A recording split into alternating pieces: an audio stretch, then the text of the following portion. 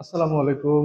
স্বাগত জানাচ্ছি। আজকে আমাদের লাস্ট টপিক হচ্ছে আহ, দুটি টিম সংক্রান্ত যে ম্যাথটা রয়েছে অর্থাৎ টাইপ 4। এই টাইপ 4 দিয়ে হচ্ছে আজকে আমাদের চ্যাপ্টারটা আমরা শেষ করব। আমরা বলেছিলাম যে চ্যাপ্টারটা চারটা টাইপে আমরা শেষ করব, তার মধ্যে হচ্ছে তিনটা টাইপ অলরেডি শেষ করে ফেলেছি। আজকে আমাদের 4 নাম্বার অর্থাৎ last topic for this chapter. কি বলছে? বিপরীত দিক থেকে আসলে মনে রাখবেন, বিপরীত দিক থেকে আসলে হলো যোগ, আর যদি একই দিকে যায় তাহলে হলো বিয়োগ। এটা নিয়ে আমরা পরে কথা বলবো, আজকে কথা বলবো হচ্ছে আমরা এটা নিয়ে। ঠিক আছে, তো আসেন দেখি আজকে আমাদের অঙ্কে কি রয়েছে। তো বিপরীত দিক থেকে আসলে কি থেকে আসলে বিপরীত দিক থেকে আসলে আমাদের কি করতে হবে সেটা নিয়ে আমরা আজকে কথা বলবো। নাম্বার ওয়ানে বলতেছে যে ঢাকা থেকে চট্টগ্রামের দূরত্ব 20 মাইল। আচ্ছা, 20 মাইল হচ্ছে দূরত্ব। একটি গাড়ি ঘন্টায় 25 মাইল বেগে ঢাকা থেকে চট্টগ্রামের দিকে এবং আরেকটি গাড়ি ঘন্টায় 15, একটা হলো 25 আর একটা হলো 15, বিপরীত দিক থেকে তারা একই সময় যাত্রা শুরু করবে। কত সময় পর তারা কি করবে?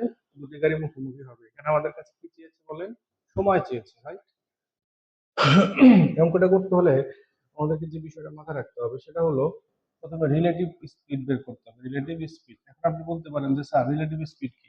মনে রাখবেন, দুটি চলমান বস্তু, সেটা ট্রেন হতে পারে, বাস হতে পারে, যখন বিপরীত দিকে যায় অথবা একই দিকে যায়, তাদের যে সমন্বিত যে গতিবেগটা সেটাকে বলা হয় রিলেটিভ স্পিড। ঠিক আছে, একই দিকে আসলে মানে একই দিকে গেলে সেটা হলো বিয়োগ হয়, আর যদি বিপরীত দিক থেকে আসে তাহলে সেটা প্লাস হয়। ঠিক আছে, আচ্ছা, তাহলে আমাদের কি হলো?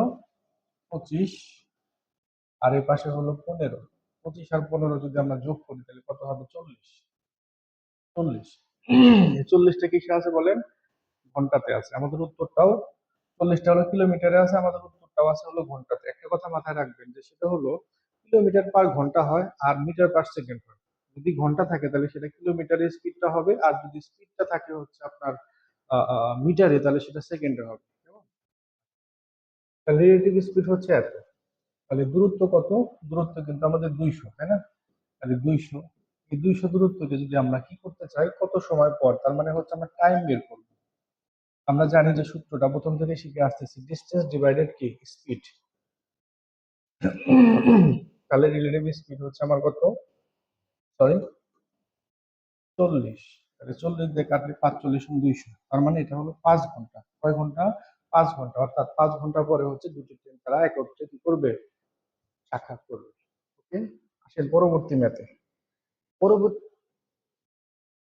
2 নাম্বার যেটা বলছে, 120 মিটার লম্বা একটি ট্রেন ঘন্টায় 120 মিটার লম্বা থাকলো, ঘন্টায় হলো 60 কিলোমিটার যায়।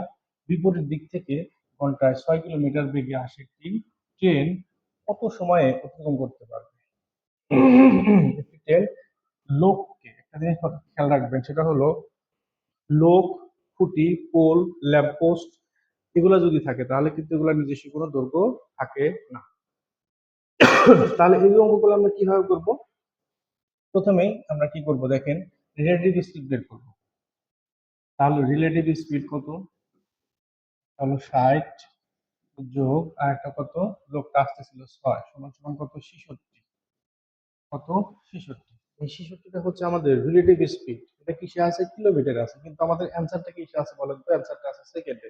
দ্যাটস ওয়াই আমাকে যেটা করতে হবে সেটা হলো এটাকে কিলোমিটার পার আওয়ার যেটা আছে অর্থাৎ 66কে আমাকে আনতে হবে মিটার পার সেকেন্ডে। তাহলে মিটার পার সেকেন্ডে আনতে হলে 5/18 দিয়ে গুণ করতে হবে। ঠিক আছে, তাহলে এখানে আমরা পাবো 3 6 18, এখানে পাবো 11, 5 11 কত? 55, 55 ভাগ হচ্ছে কত? 3। এটা ছিল কিলোমিটার পার আওয়ার, এই স্যার। আর এটা হলো metre per second. Metre per second. তাহলে মিটার পার সেকেন্ড আমরা নিয়ে আসতে পারছি, ঠিক না? 50/3 কে কিন্তু আমরা মিটার পার সেকেন্ডে নিয়ে আসছি। তো এখন এই মিটার পার সেকেন্ড হচ্ছে রিলেটিভ স্পিড। স্পিড, এখন আমাদের কাছে কি জানতে চাইছে? কত সময় না? তাহলে সময় মানে হচ্ছে কি টাইম। আর আমরা জানি সবাই যে টাইম সমান কি হয়? Distance divided speed. তাহলে ডিসটেন্স হচ্ছে কত? 110, আর স্পিড হচ্ছে কত? 55/3। তাহলে এটাকে যদি আমরা উল্টে দিই তাহলে কি হবে? 110 গুণন 3/55। 55 দ্বিগুণে 110, 3 দ্বিগুণে হচ্ছে 6, তার মানে হচ্ছে 6 সেকেন্ড হচ্ছে আমাদের অ্যান্সার। তার মানে 6 সেকেন্ড সময় লাগবে। বুঝতে পেরেছি? ওকে, সরি। এবার আসেন ৩ নাম্বার কি বলছে। ২২০ মিটার দৈর্ঘ্য একটি ট্রেন ঘন্টায় ৫৯ কিলোমিটার বেগে আসে। বিপরীত দিক থেকে ৭ কিলোমিটার বেগে আসে। লোকটিকে কত সেকেন্ডে, মানে এখানে কিন্তু লোক বলছে। এই যে এখানে কিন্তু লোক বলছে, খেয়াল খেয়াল করবেন কিন্তু। তাহলে আমাদের প্রথম কাজ হচ্ছে রিলেটিভ স্পিড বের করা।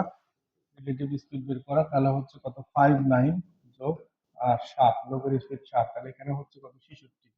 এই 66 কিন্তু কিলোমিটারে আছে, কিন্তু আমাদের অ্যান্সারটা কিসে আছে, মিটার পার সেকেন্ডে আছে। দ্যাটসটাই আমাকে কি করতে হবে, মিটার পার সেকেন্ডে কনভার্ট করে নিতে হবে।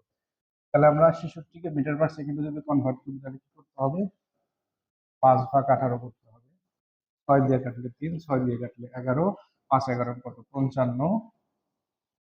এটা ছিল কিলোমিটার পার আওয়ার, আর এটা হলো মিটার পার সেকেন্ড। এটা কি ছিল, মিটার পার সেকেন্ড। কেমন? তাহলে মিটার পার সেকেন্ডে আমরা রিলেটিভ স্পিডটা নিয়ে আসতে পারলাম। এখন প্রশ্ন হলো, আমাদের কাছে সময় চাইছে। সময় মানে কি বলেন, টাইম। কত সময় লাগবে, আর আমরা টাইম জানি ডিস্টেন্স ডিভাইডেড। ডিস্টেন্স কত, এখানে লোকের তো যেহেতু ডিস্টেন্স নাই, আমরা বলেছিলাম যে মানুষের কোনো দৈর্ঘ্য নাই, তার মানে এখানে দৈর্ঘ্যটা হচ্ছে 220, শুধু ট্রেনের।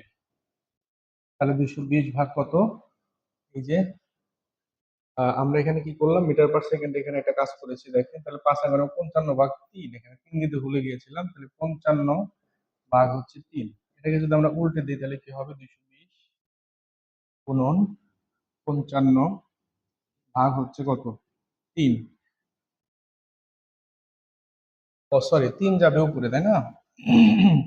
3 যাবে হচ্ছে উপরে, আর নিচে হলো কত 55। তাহলে এখানে হচ্ছে 4, 3 4 হচ্ছে 12। তার মানে হলো এই 12 সেকেন্ড হচ্ছে আমাদের অ্যান্সার। 12 সেকেন্ডে সেই লোকটিকে অতিক্রম করবে। কে করবে, ট্রেনটি করবে। ফাইন। এবার আসুন পরবর্তী ম্যাথ। একই গতিতে, খেয়াল করবেন, একই গতিতে দুটি ট্রেন বিপরীত দিক থেকে একটি অপরের দিকে চলছিল। যদি প্রত্যেক ট্রেনের দৈর্ঘ্য 120 মিটার হয় এবং তারা একে অপরকে 12 সেকেন্ডে অতিক্রম করে, প্রত্যেক ট্রেনের গতিবেগ, এখানে কিন্তু গতিবেগ চাইছে, গতিবেগ মানে হলো স্পিড চেয়েছে, রাইট? তো প্রথম কাজ হচ্ছে রিলেটিভ স্পিড বের করা। রিলেটিভ স্পিড বের করবো আমরা। রিলেটিভ স্পিড কি আছে বলেন তো? আচ্ছা, এখানে রিলেটিভ স্পিড ওইভাবে যদি বলি, বলা যাবে আরেকটা শব্দ ইউজ করলে সবচেয়ে ভালো হয়, যে দুটি ট্রেনের দৈর্ঘ্য বা দুটি ট্রেনের যোগফল। দুটি ট্রেনের দৈর্ঘ্যের যোগফল, দৈর্ঘ্যের যোগফল, এটা কিন্তু একই কথা, রিলেটিভ স্পিডই। কেমন? যোগফল, যোগফলটা কত হচ্ছে 120 যোগ কত 120, তাহলে এখন কত হলো 240। 200 কত 40। এই 240টা কিসে আছে বলেন তো? কিলোমিটারে আছে। 240টা কিসে আছে? কিলোমিটারে আছে। ভালো কথা থাকলো। এখন প্রশ্ন হয়েছে আমাদের কাছে কি চাইছে, প্রত্যেক ট্রেনের গতিবেগ নির্ণয় করতে বলছে, তাই না? প্রত্যেক ট্রেনের কি করতে বলছে, গতিবেগ নির্ণয় করতে বলছে। আচ্ছা, এখন আমি বলি, আপনাকে যদি বলি যে 12 সেকেন্ডে, 12 সেকেন্ডে, 12 সেকেন্ডে যায়, 12 সেকেন্ডে গেছে 240, তাহলে অতএব 1 সেকেন্ডে, যেখানে 12 সেকেন্ডে কি করছে, এত এত এত দূরত্ব গেছে, তাহলে 1 সেকেন্ডে যায় কত বলেন? এখানে 2 দিয়ে যদি 12 দিয়ে যদি ভাগ দিই, 12 দুগুণে 24, তার মানে 20, মানে হচ্ছে কত 20।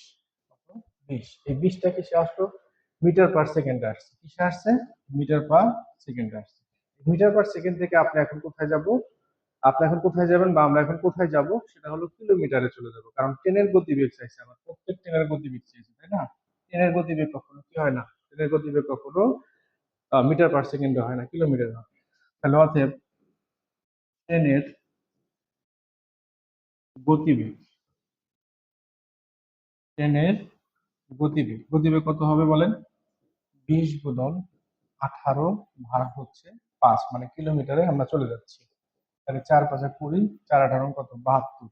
72, কিন্তু এই 72টা হলো দুটি ট্রেনের মধ্যে, কিন্তু দুটি ট্রেন আছে বলছে, একই একই গতিবেগে দুটি ট্রেনের, ট্রেন বিপরীত দিক থেকে আসতেছিল, তার মানে দুটি ট্রেন কিন্তু আসলে যাচ্ছিল এত কিলোমিটারে। তাহলে একটি ট্রেন কত আছে, একটি ট্রেন